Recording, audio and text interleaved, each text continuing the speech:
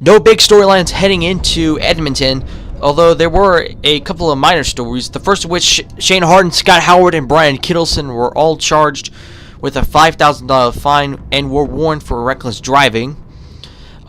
These fines came assessed after their various incidents. Shane Harden, who came and just dumped Casey Lester early in the Chicagoland race. Scott Howard, who dumped Shane Howard in the mid portion of the Chicago race. And then Brian Kittleson, who tried to run over Jamie Scott, but missed his pits miserably in his accident. And then for Ernest Moschberger to run the 36 at Edmonton. The 36 is normally driven by Ethan Zarin. However, for this race, Zarin would run the 46 Dodge.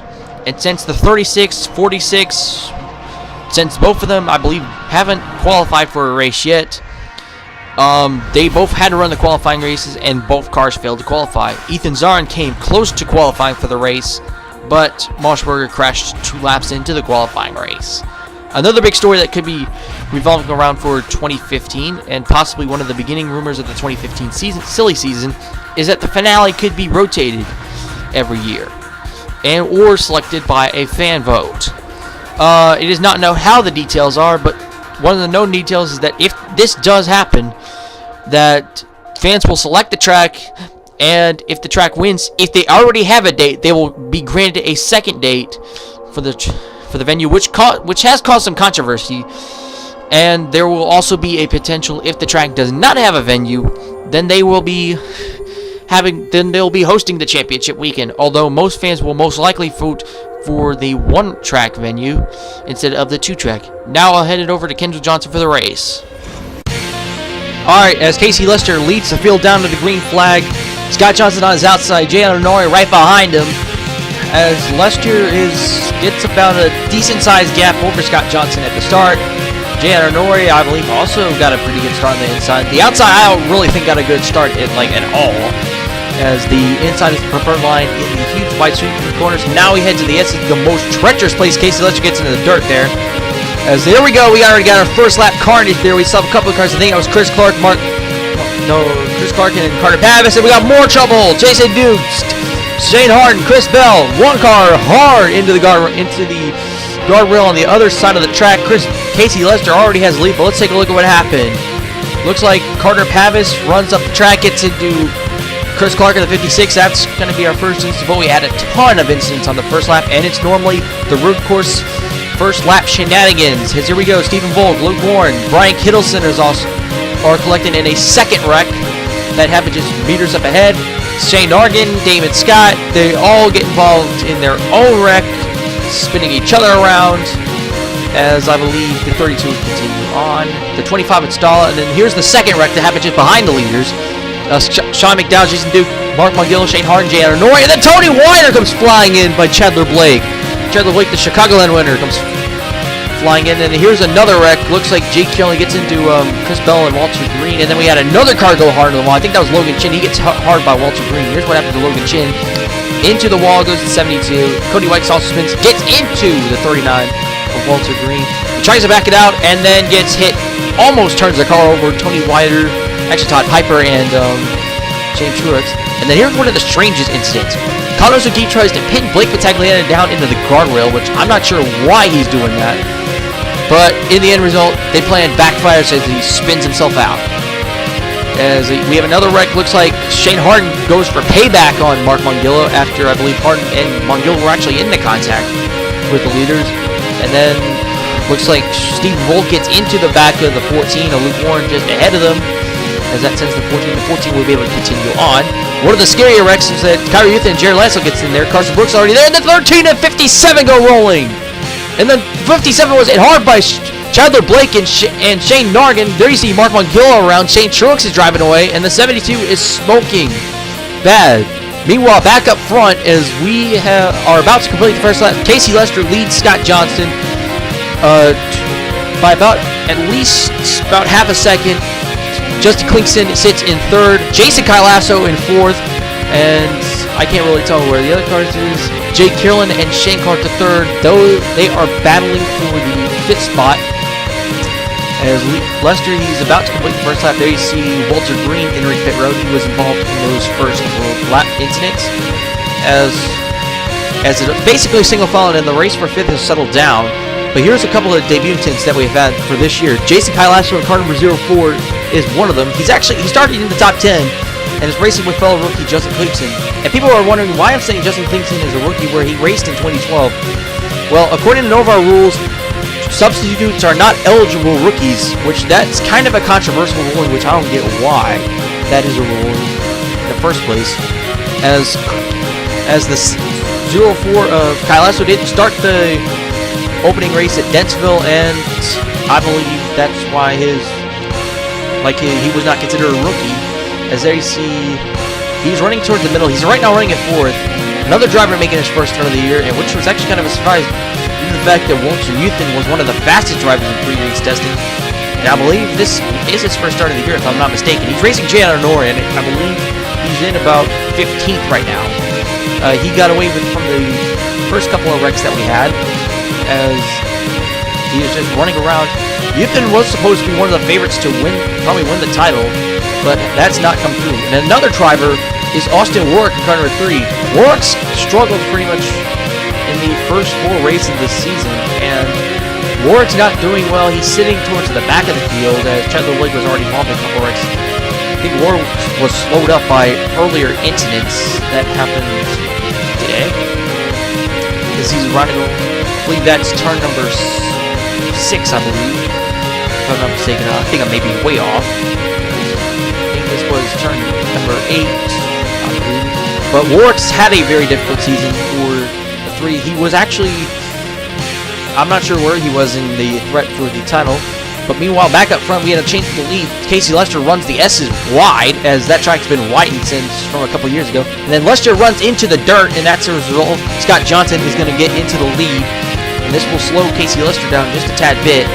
And that's just going to put the 12 back, as the 58 will get in front. The remaining order is virtually unchanged, as it is single file. The first is a pack of 6 cars, as I believe everybody else was involved here, right? But one of the more interesting battles that would actually start forming up is that would be between Jake Kierland, Blake Battaglione, and David Scott. David Scott had a top 10 finish at Chicagoland and would have actually contended for the win. So did Jake Kierland. Kierland came in as a surprise and almost won the Chicagoland race. However, his handling went away. Blake Battaglione, on the other hand, had an average day at Chicagoland. I believe he was involved in a few wrecks, and I believe finished about 25th, if I'm not mistaken. As he and David Scott would have a fierce battle. Scott would almost try to make fierce attempts to pass him, but here, like right now, Scott in the 18 is going to try to get to the bottom. However, he doesn't have the profile line. Blake Battaglione almost runs him up and almost puts him in the dirt.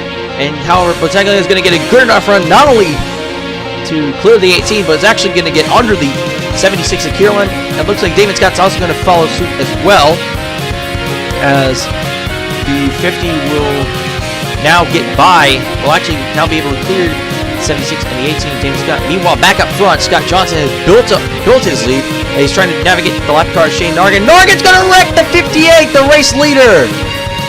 So huge change of events early on, as there you see Brian Kittleson almost wrecks the 58, but then you see the top 2 of Blake Battaglione and Jason Kylasso, as both of them have closed down. This would force the 58 to pit, and as a result of this would make a race for the lead between the 04 and the 50.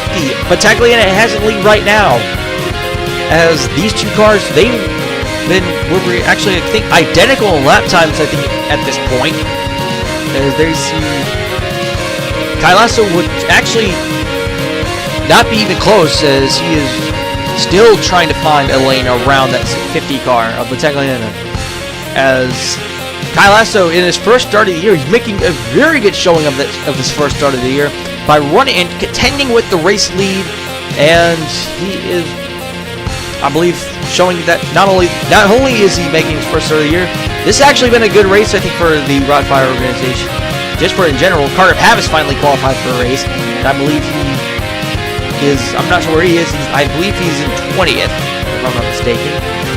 The green flag cycles would happen about lap 14. Blake Battaglione would take, both cars would take 4 tires, as Battagliana would have a faster pit stop than the 04 Kyle Lasso. There you see Kyle Lasso is stuck behind. You can't even see the 50 right now. Casey Huto in the meanwhile is going to try to pull down again to the 04. And looks like Casey Huto, the points leader going into this weekend, was involved in some of the early accidents and now has made a bonehead move, and Kyle Lasso was not happy about it. And to make matters worse for Casey Huto, JB Scott A, his teammate, runs right into the back of the 19, which I believe Scott A was fifth in points going into this weekend. And Shane Clark III would have been the car getting second. However, he pitted at about the same time Kyle Lasso pitted. So that will be Brandon Green getting that spot. Brandon Green, I believe, has had a very good season so far, despite a 32nd place finish at Chicago at Deadville. But excluding that, he finished, I believe, in the top 10 in the other 3 events. He almost won at Atlantic City, and I believe was a contender for, and had a quiet top 10 finish at Chicagoland the last race. Because now he's going to try to navigate the lap car of Walter Green. Walter Green has some damage, and looks like he's going to get under another turn. This is like turn 14. That turn has been widened. And then after Brandon Green took his stop, Jay Clark III ended up going to the pit road, as looks like Jamie Scott A, car number 9, who was involved in that wreck. Looks like Clark's going to try to get under. He taps the 9 a little bit. Scott A doesn't like that and just runs right into the 98. Clark doesn't like that one too, so he pushes the 9 into the dirt, but that will backfire as Clark and Scott A wreck each other. And Jake Clark III was in second, which I'm not sure what Clark was thinking, since that was completely a lap car and he should have completely left his own business. This would pretty much take the 98 out of contention for a victory, as here's another battle for this is, I believe, for 7th. Chris Bell and Chase Calasso. Calasso is trying to make a comeback of it, as they're going to head into the wide corner. It looks like Calasso is able to get around the 38. However, Bell's going to try the crossover. Calasso cuts him down, and they go up the mountain, and the 38 and all forced upside down. The 71 of Connell's key is collected, and this will block the track, and a good day has gone completely downhill for the 04 of Jason Calasso. But meanwhile, no action has been missed up front. Blake Battagliana has pulled out to a 57-second lead as we take the white flag, as this race was relatively kind of pretty much Blake Battagliana pretty much had that pit stop, I believe, just secured the race, and he had a 57 second lead over Brandon Green. And oh no, he almost gets wrecked by Corey Vontelga. So, and I'm thinking, however, Vondelga gets stuck in the dirt, and however, I'm not sure what Vondelga was doing, but looks like the 23, which I think he was trying to help Brandon Green try to win the race. I'm not sure why he was doing that, because first off, it actually backfired as the 23 was stuck in the dirt. And a matter of fact, I believe coming across the line that time, the lead was now 59 seconds. So I'm not sure what was going on if what was that with Corey Vondelga. But meanwhile, back up front, Blake Battagliana, after taking the lead from the miscues from Scott Johnson, pretty much held on to it. And then I believe the fast pit stop on lap 14 pretty much secured the win, which I believe has kind of been Battagliana going into the season I believe was not really considered a contender to win races a lot, or probably win the championship. He's only had one career win to his name, and that was at Las Vegas of 2012. However, he did that by a last lap pass, as now coming around the S-Bin, looks like there's no running. Fuel is not going to be an issue as they go up the hill, which that section was also modified from the 2012 season, as technically goes up the hill and now down the hill into turns 15 and 16. Now, Battagliana has just routed the field, as out of the last corner, Battagliana with a 59-second lead. Blake Battagliana completely dominates the field and will win here at Edmonton, with Brandon Green coming across the line with about 55 seconds. So Blake Battagliana completely annihilates to fail to win here at Edmonton. Out of 40 laps, he led the final 31 to win this race. And just a little interesting tidbit about this. All the winners from this season so far have either started 18th, 19th, or 20th. Battagliana and Mark Mangillo started from the 19th position. Shane Harden started from the 20th position. And then last race winner Chadler Blake started from the 18th position. Your second place finisher, Brandon Green, finishes 50 seconds behind Blake Battagliana. He'll most likely, as you can see on the left of your screen, he will jump into the points lead. Luke Warrens finishes about another 20 seconds behind Brandon Green. He finishes third, and he will actually propel himself to second in points. Jay Arnori finishes fourth. He and Warren had a pretty decent battle for that third spot, excuse me, as they all just came back. And Todd Piper finishes fifth. One of his cars finishes right behind him, Stephen Bolt. Carter Pavis, he failed to qualify for Chicagoland and now comes back with a good finish, finishing in seventh. CJ Gordon finishes eighth. Scott Johnson actually got by Casey Lester on the final lap, so he gets ninth. And then rounding out the top 10 is Casey Lester. So now we look at the point standings after 4 events. Brandon Green is your points leader. He jumps up 5 spots to take the 7-point lead over Luke Warren, who jumps up 10 spots after his top 5 finish. Chadler Blake stabilizes in third with 8-point deficit behind Brandon Green. Todd Piper is in fourth after his top 10 finish. 5th place in points goes to Casey Lester, also 10 points back. Blake Battagliana with his win jumps up 12 spots and jumps into the top 10. At 6th place, Keith Hales gains 4 spots to 7th place.